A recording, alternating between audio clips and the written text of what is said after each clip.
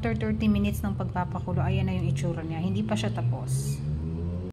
Ito na yung itsura after 1 hour. Pero gusto kong tikman ngayon. Mukhang hindi pa siya tapos kasi hindi pa masyadong malapot yung ano nyo, yung sabaw. Pero gusto ko siyang tikman kasi napadamit ko yata yung lemon kasi habang kumukulo siya, amoy na amoy yung lemon. Kaya tikman ko kung anong lasa. Okay naman. Ano siya?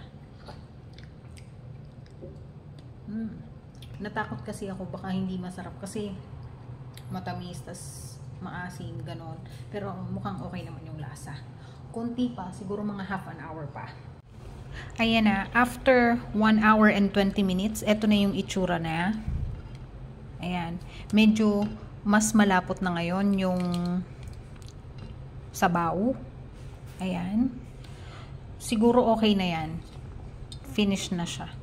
Tama ba ako? O antayin ko ng ano. Wait lang. Yan. Okay na. Okay na siguro to.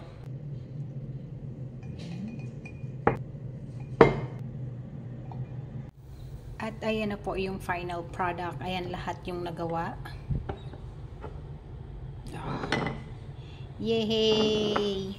My first ever fig jam.